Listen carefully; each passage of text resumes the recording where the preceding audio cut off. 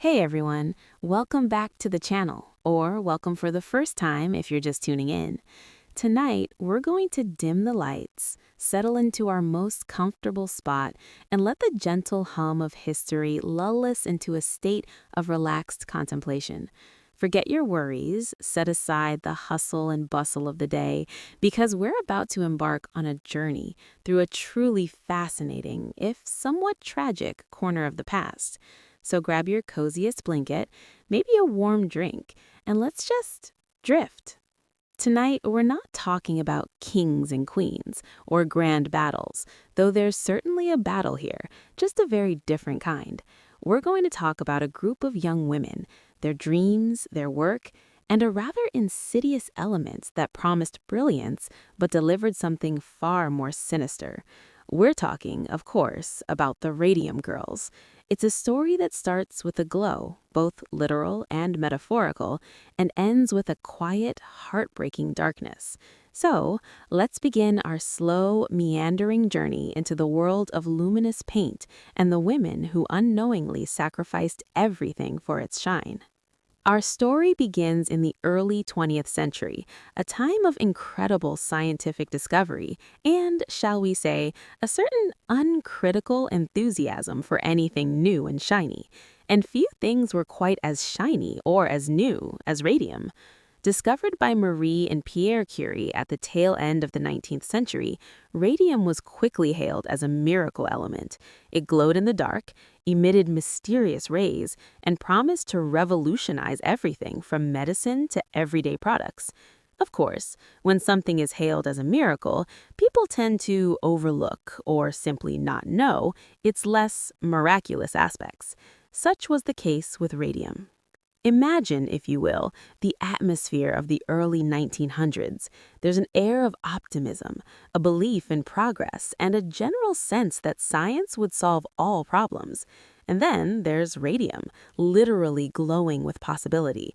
It was expensive, yes, but also utterly captivating. Soon enough, enterprising individuals and companies started thinking, how can we harness this glow? The answer, for many, lay in luminosity. Specifically, luminous paint. Now, why would you need luminous paint? Well, think about things that need to be seen in the dark. Clocks, for one. Instrument dials, especially in a world where things like airplanes and early automobiles were becoming more common. So the idea of paint that would glow without needing a light source was frankly revolutionary. And thus, companies like the United States Radium Corporation, initially known as the Radium Luminous Material Corporation, sprang into existence. The year is 1917, and the world is embroiled in the Great War. America has joined the fray, and with it comes a massive demand for military supplies. One crucial item for the war effort? Watches and instrument dials that could be read in the dark, particularly for soldiers and pilots operating under blackout conditions. This, my friends, was where the radium companies truly hit their stride. The U.S. Radium Corporation set up shop in Orange, New Jersey. This was a factory, not some high-tech laboratory, but a place where young women, mostly teenagers and those in their early 20s, would come to work. These were women looking for good, respectable jobs that paid decent wages, and painting watch dials with luminous paint, well, it certainly fit the bill. The work itself sounded rather delicate and even a little glamorous. They were handling this incredible glowing material. The pay was good, often 3 times what other factory jobs offered for women at the time. This was independence. This was opportunity. Imagine being a young woman in Orange, New Jersey during the First World War. Jobs for women were expanding, and here was a chance to contribute to the war effort, earn good money, and work with something truly modern and exciting. It must have felt like a dream come true. The process was fairly straightforward, or so it seemed. The radium paint, a mixture of radium, zinc sulfide, and glue, arrived in powdered form. The girls would mix it with water to create a paste, then apply it to the tiny numbers and hands of watch dials using fine camel hair brushes. The brushes, you see, were key to the precision required. These were incredibly small details they were painting, and the brushes needed to be perfectly pointed. And here's where our story takes its first, subtle, chilling turn. To achieve that fine point on the brush, the supervisors at the U.S. Radium Corporation, and indeed at other radium painting factories, like the one in Ottawa, Illinois, instructed the girls to lip point their brushes. This involved putting the brush tip between their lips, gently shaping it with their tongues, and then dipping it back into the radium paint. A quick lick, a dip, a paint stroke, and repeat, over and over again, hundreds of times a day. Now, to them, it was just part of the job. They were told the paint was harmless. The scientists, the men in charge, assured them it was perfectly safe. It's just like a tonic, some supervisors would reportedly say. It's good for you. What a charming deception. Radium, of course, had been marketed in all sorts of patent medicines and health tonics. People were drinking radium-laced water for vitality, bathing in radium spas, and even using radium cosmetics. The general public perception, fueled by enthusiastic but often ignorant marketing, was that radium was beneficial, a source of invigorating energy.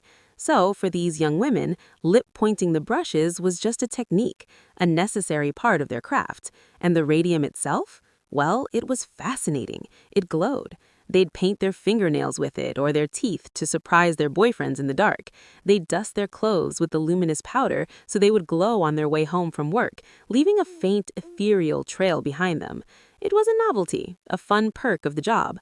It was, in their minds, completely benign, a little bit of magic they got to play with every day. So, let's settle back in. If you're just starting to drift, don't worry. We're still in the quiet hum of the factory floor. It's a rhythmic, peaceful scene, isn't it? The soft scratching of brushes, the quiet chatter of young women dreaming about their weekend plans, all while that green, ghostly dust settles over everything like a layer of radioactive pollen. As the 1920s rolled around, the war had ended, but the demand for glowing watches hadn't. Radium was still the it element, but while the girls were becoming literal beacons of light in their neighborhoods, earning the nickname Ghost Girls because of the way they glowed on dark street corners, something very quiet and very heavy was happening inside their bodies. You see, radium is what scientists call a calcium seeker. It's a bit of a chemical trickster. When the girls licked those brushes, swallowing tiny amounts of radium day after day, their bodies didn't think, oh, this is a heavy metal poison. Instead, their bodies looked at the radium and thought, ah, look at all this wonderful calcium. Let's put it straight into the bones. And that's exactly what happened. The radium was carried through the bloodstream and deposited into their skeletons. Once it's there, it doesn't leave. It settles in the jaw, the hips, the spine, and then it just stays. It stays there, emitting alpha particles. Think of it like a million tiny microscopic cannons firing inside your bones, 24 hours a day, 7 days a week, with nowhere for the energy to go. The first signs of trouble were subtle. It didn't start with a bang. It started with a toothache, just a nagging, dull pain that wouldn't go away. A girl named Amelia Molly Maggia was one of the first to feel it. She went to the dentist thinking she just had a simple cavity.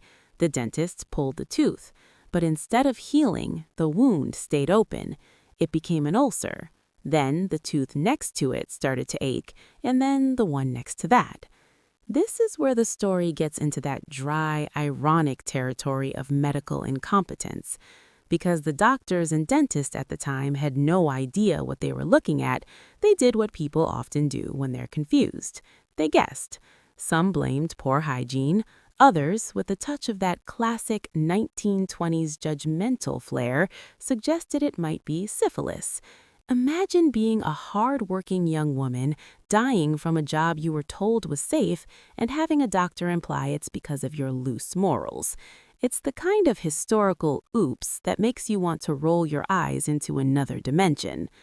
But the reality for Molly Maggia was far worse than any social stigma. When her dentist went to pull another tooth, a piece of her jawbone actually came away with it. Her bones were literally crumbling. They were becoming honeycombed, brittle, and fragile because the radium was eating them from the inside out.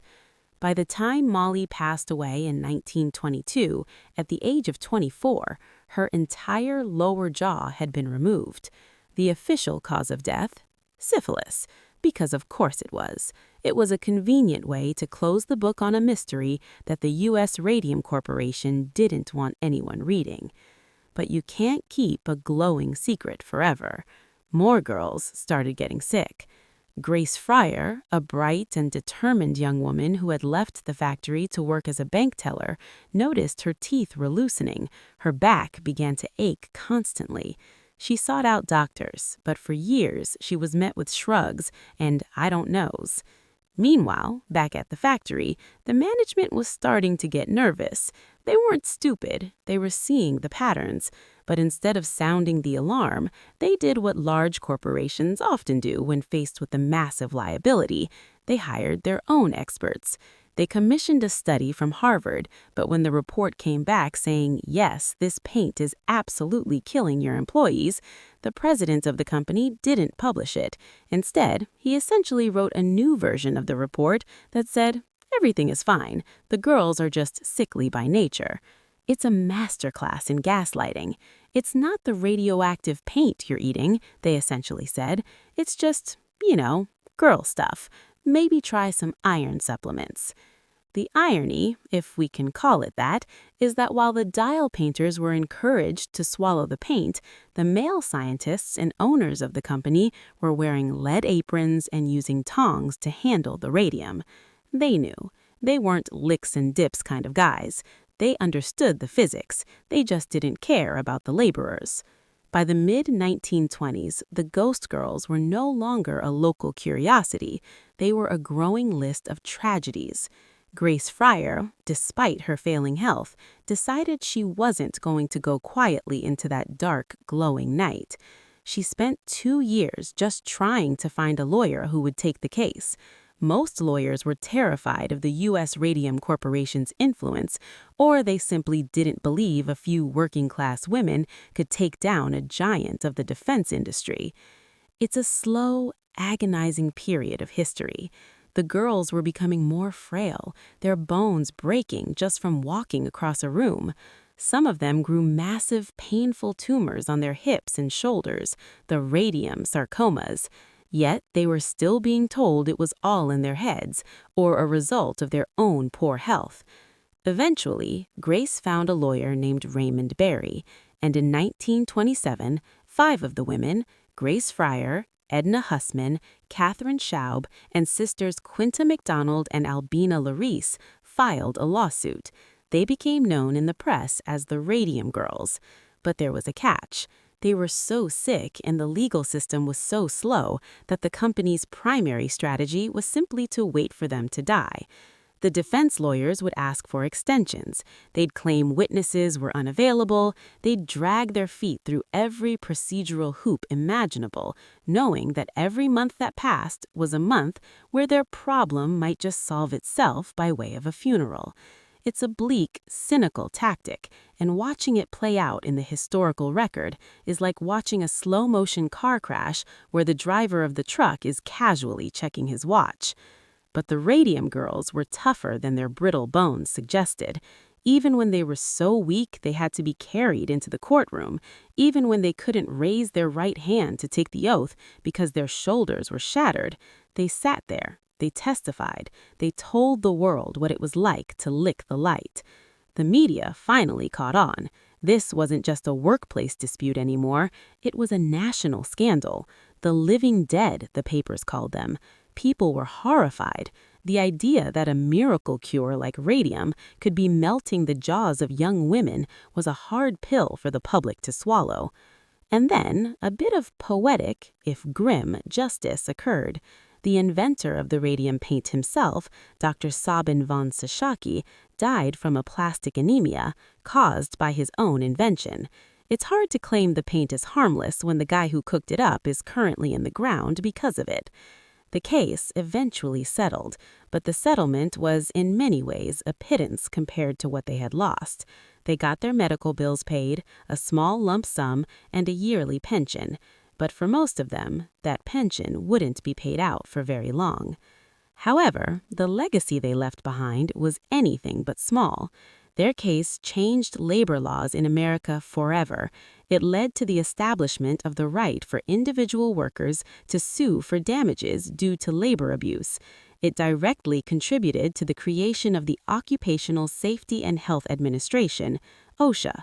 Before the Radium Girls, you essentially took your life into your hands when you clocked in. After them, the boss was legally responsible for making sure the job didn't literally eat you alive. And the girls themselves, well, even in death, they remained unique. Because radium has a half-life of 1,600 years, the Radium Girls are still glowing in their graves today. If you walked through certain cemeteries in New Jersey or Illinois with a Geiger counter, the ground would still click as you passed over them. They are quite literally a permanent part of the earth now, shining on in the silence. It's a heavy thought, I know, but as we drift off, let's think of it not as a horror story, but as a story of incredible, quiet strength. These were girls who just wanted a better life, and when they realized they had been betrayed, they used their last breaths to make sure it wouldn't happen to anyone else. There's a certain beauty in that kind of fire, even if it's a fire that never goes out. The factory is closed now, the brushes are long gone, the world has moved on to different kinds of shiny new things, but the story remains, a soft green glow in the periphery of history, reminding us to look a little closer at the things that promise to make our lives brighter. Let's let the glow of the factories fade away now. Take a deep breath. The modern world with its industrial hazards and legal battles is slipping into the background. We're moving further back in time, away from the clicking of Geiger counters and into the hushed, velvet-lined halls of European palaces.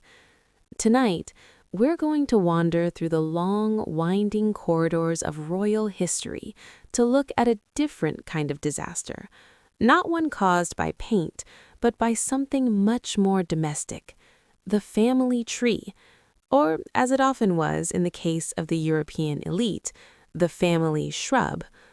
If you've ever looked at a pedigree chart for a purebred dog and felt a little uneasy, you'll feel right at home with the Habsburgs. You see, for centuries, the royal houses of Europe operated under a very specific and very flawed logic. Keep it in the family. They weren't just being snobbish, they were obsessed with power, land, and the divine right to rule.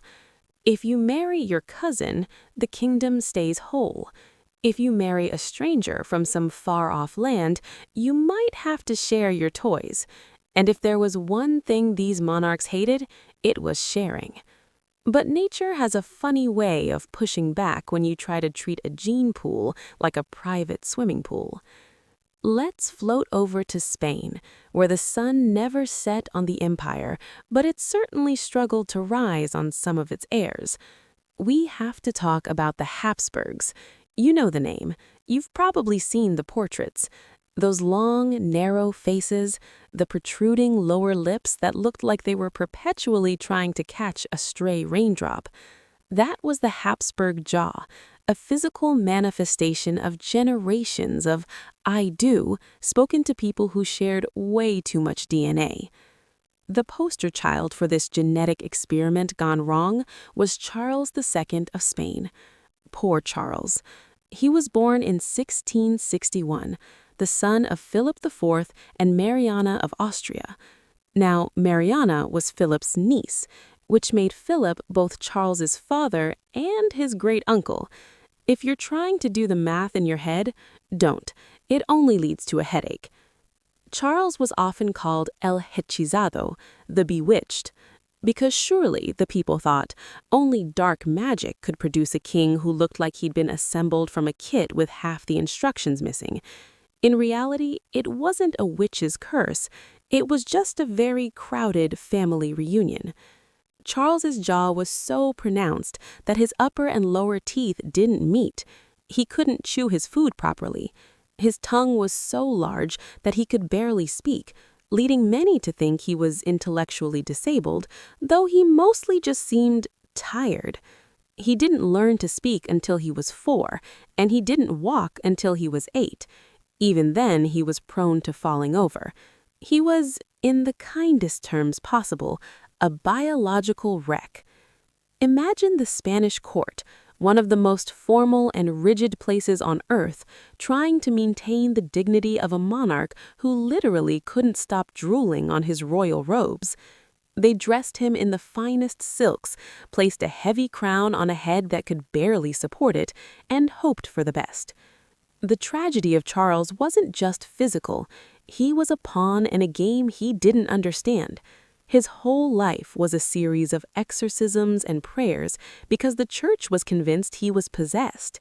They even brought in the charred remains of long-dead saints to sit by his bed, hoping for a miracle. Spoiler alert, the bones didn't help. The most ironic part? The Habsburgs kept inbreeding to ensure they had an heir to keep the line going, but the very thing they did to save the dynasty was what eventually killed it. Charles was impotent and sterile. He married twice, but there were no children. How could there be? His genetic code was essentially a broken record, skipping over the same few lines of data until the song just stopped. When he finally died in 1700, the autopsy, conducted with the surgical grace of a butcher, reportedly found that his body contained not a single drop of blood. His heart was the size of a peppercorn, his lungs corroded, his intestines rotten and gangrenous. He had a single testicle, black as coal, and his head was full of water. Now, 17th century medical reports were known for a bit of dramatic flair, but the message was clear. Charles was a man who had been spent before he was even born. But the Habsburgs weren't the only ones playing this dangerous game. Let's drift north toward the snowy pines of Russia and the grand Victorian estates of England. Queen Victoria is often called the grandmother of Europe. It sounds lovely, doesn't it? A cozy image of an old lady knitting sweaters for her many royal grandchildren. And she did indeed marry her children off to every major throne on the continent. But she wasn't just exporting British influence, she was exporting a tiny, invisible mutation in her X chromosome, hemophilia, the royal disease. It's a blood-clotting disorder that, at the time, was a death sentence. A simple bruise could lead to internal bleeding that lasted for weeks. A small cut could be fatal. And because it's carried on the X chromosome, Victoria's daughters became carriers, while her sons and grandsons became the victims. The most famous case of this genetic stowaway was Alexei Nikolaevich of Russia, the only son of Tsar Nicholas II. Alexei was the long-awaited heir, the sunbeam of the Romanov family, but he was born with the bleeding sickness. Every time Alexei tripped or bumped a knee, the entire Russian Empire held its breath. His parents were so desperate to save him that they turned to a ragged, unwashed mystic named Rasputin, and we all know how that turned out. One little genetic glitch led to a mad monk having a seat at the table of world power, which eventually helped fuel the fire of the Russian Revolution. It's a strange thought, isn't it? That a single mutation in a queen's DNA could contribute to the fall of a 300-year-old dynasty. It's like a butterfly effect, but the butterfly is a defective protein in the blood. The royal houses of Europe were essentially a giant, slow-motion science experiment. They thought they were protecting their blue blood, but they were actually just diluting it until it was too thin to sustain life. They lived in palaces of gold and marble, surrounded by the finest art and music, while their own bodies were crumbling beneath them.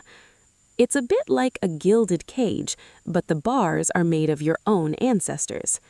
So as we settle deeper into our pillows, let's think about the irony of it all. These kings and queens had all the power in the world, yet they couldn't control the very cells they were made of. They were the most elevated people on the planet, but they were brought down by the simplest rules of biology. The hallways of history are full of these echoes. The heavy footsteps of a king who can't walk straight, the quiet sobbing of a mother watching her son bleed from a scratch, the rustle of a family tree that has far too many branches growing inward. It's all very quiet now. The crowns have been put away in velvet boxes, the palaces are museums. The royal disease is manageable with modern medicine, and the Habsburg jaw is mostly just a footnote in a history book, a reminder of what happens when you try to stay too pure. Let your mind drift away from the stifling courts of Spain and the cold winters of St. Petersburg. Everything is still. The ancestors are resting, the line has ended, and you can just continue to sink into the warmth of the present. Let's leave the stuffy, velvet-draped halls of the Habsburgs behind for a moment. Take a long, slow breath. We're moving away from the medical tragedies of the Spanish court and drifting toward the misty alpine peaks of 19th century Bavaria. The air is getting cooler here.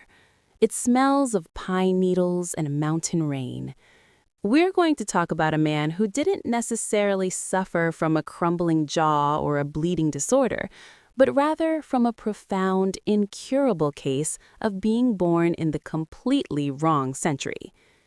Part 4. The Moon King. If history is a stage, Ludwig II of Bavaria was the actor who refused to stop performing long after the audience had gone home and the janitors had started mopping the floors. He was crowned king at 18 in 1864, and he was, by all contemporary accounts, stunningly handsome.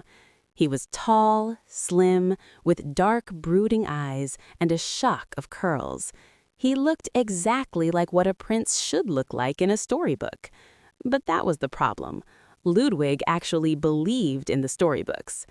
While the rest of Europe was busy with the Industrial Revolution, building noisy factories, laying down train tracks, and inventing things like the telegraph, Ludwig was busy daydreaming about knights in shining armor and mythical swans. He was the ultimate escapist. He didn't want to be a modern constitutional monarch dealing with budgets and boring ministers. He wanted to be an absolute sovereign from the days of the Sun King, Louis XIV. But since he couldn't actually be a medieval autocrat, he decided to spend every cent of the Bavarian treasury building the stage sets for it. Ludwig is famous today for his castles, especially Neuschwanstein. You know the one. It's the Disney castle. It sits on a jagged cliff, all white towers and blue turrets, looking like it was conjured out of a dream. And in a way, it was. But inside, it wasn't a home. It was a shrine to his own loneliness. As the years went by, Ludwig drifted further and further away from reality. He became a night owl, earning him the nickname the Moon King. He would sleep all day and stay awake all night, often dressing up in elaborate costumes and being driven through the snowy mountains in a golden rococo sleigh lit by electric lamps, which was very high-tech for the time, a weird splash of the modern in his 12th century fantasy. Imagine being a Bavarian peasant in 1880, waking up in the middle of the night to see your king flying past in a gold sled, looking like a very expensive, very depressed ghost. Ludwig didn't like people. People were messy. They had opinions. They wanted him to go to war or sign papers. He preferred the company of Richard Wagner's operas. He spent a literal fortune sponsoring Wagner, obsessed with the composer's tales of Norse gods and doomed heroes. He even had a grotto built at his palace of Linderhof, an artificial cave with an underground lake, heated water, and a wave machine where he would sit in a boat shaped like a giant swan and have actors perform scenes from Wagnerian operas just for him. It's the 19th century equivalent of spending your entire country's GDP on a really high-end VR headset because you don't want to talk to your roommates. But as you can imagine, the Bavarian government wasn't exactly thrilled about the Swan King bankrupting the state for his private theme parks. They tried to talk to him, but Ludwig would just hide in his towers. He started eating his meals alone, but he insisted the table be set for three, because he was dining with the ghosts of Louis XIV and Marie Antoinette. He'd have full conversations with them, nodding politely at the empty chairs, while his servants stood by, probably wondering if they could get a job at a factory instead. Eventually, his ministers decided they'd had enough. They couldn't just fire a king, so they did the next best thing. They declared him insane. In 1886, a commission of doctors, who interestingly had never actually examined him, pronounced Ludwig mentally unfit. They arrived at Neuschwanstein to take him into custody. It's a bit of a tragic image, the dream king, cornered in his storybook castle by men in gray suits holding medical papers. He was taken to Berg Castle on the shores of Lake Starnberg. A day later, Ludwig went for a walk with his psychiatrist, Dr. Gooden. They never came back. Their bodies were found in the shallow water of the lake. Was it a suicide, an escape attempt gone wrong, or a murder? History hasn't quite decided, but there's a certain melancholy poetry to it. The man who lived in a dream drowned in the physical world. The dry irony of Ludwig's life is that the mad projects that bankrupted his country are now the very things that keep it afloat. Today, millions of tourists pay handsomely to walk through his lonely halls. His insanity became Bavaria's greatest investment. But back in the 1880s, he was just a sad, isolated man who wanted to live in a world that didn't exist anymore. He was the ultimate dysfunctional monarch, not because he was cruel, but because he was simply too soft for the hardness of his time. So, let's let the image of the golden sleigh fade into the mountain mist. The swan boat is docked. The wave machine has stopped. The ghosts of the French royalty have finally finished their dinner and departed. The mountains are silent now. The castles are just stone and memory. And you're drifting further away from the drama of the 19th century. Everything is becoming soft and blurred at the edges. Subscribe if you love this kind of immersive historical storytelling. It's not just facts, it's feelings. Drop your current city and time in the comments. I love knowing who's sailing the night seas with me.